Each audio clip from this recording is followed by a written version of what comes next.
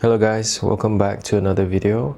So today I want to do a quick review of the official grip for the AYN Thor. Here's a quick overview of how the Thor looks with the grip. Let's get into it.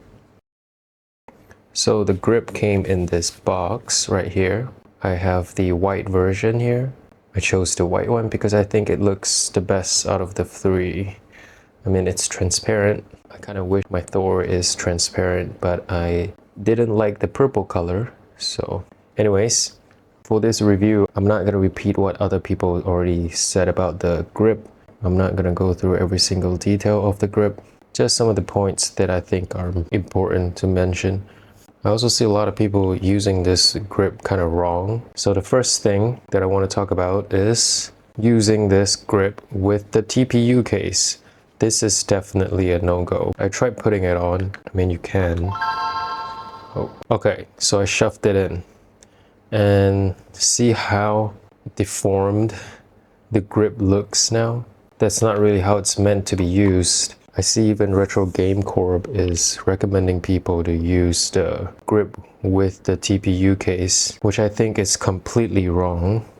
I'll point out why. Just look at how deformed the sides are. It's not supposed to do this.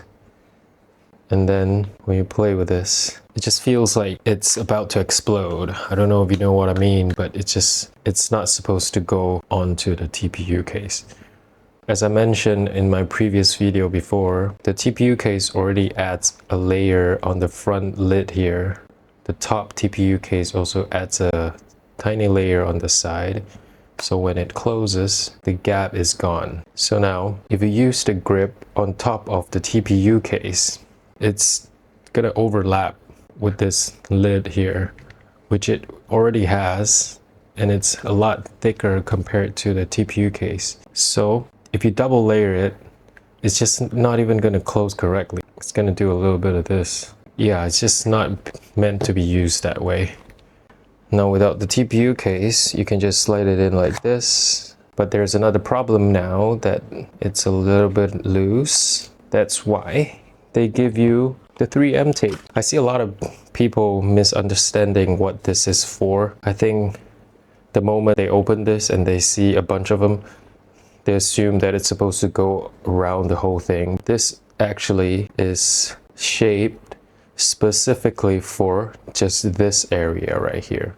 If I put it down like this, it matches up with the front here. When you apply it inside, I actually did it once already, but I removed it because I wanted to make this video. They gave us a lot of spares, so there's nothing to worry about. You can remove it anytime you want and just apply a new one, or if it gets dusty or if it loosens over time, you can replace it, no problem. So applying it, just put this into the bottom here, right? Put it in, and once that's in, slide it back in and then press down on this part here, and then it will just completely melt away. Even though we had the 3M tape installed, there's still a little bit of a wiggle when you do this to your device, and you can sort of hear the sound. I think that's just material of the case rubbing against the shell. So in my previous video, I talked about how my finger tends to rest on the power button. But since having the grip, my finger does not even go near power button anymore. So it really fixes that problem. Oh, one more thing I want to talk about. Earlier I mentioned this lid being thicker than the TPU case. If you don't have the top case, shutting it down the screen, you can see that the gap is still there and the screen is still solely relying on those two tiny rubber here. That's no good. I would recommend using the top, having this TPU top lid and this very thick bottom layer. It makes shutting down the screen sounds and feels a lot more satisfying. Damn. So I also mentioned that I use my Thor as my media consumption device. A lot of time when I'm watching YouTube video on my bed, just placing it flat on my bed, it always gets a little bit hot up here in this area. It's not really a problem, but it's noticeable. I'm just a bit worried for the longevity of the battery health with all that heat when you have the grip on. It actually helps with the airflow a lot.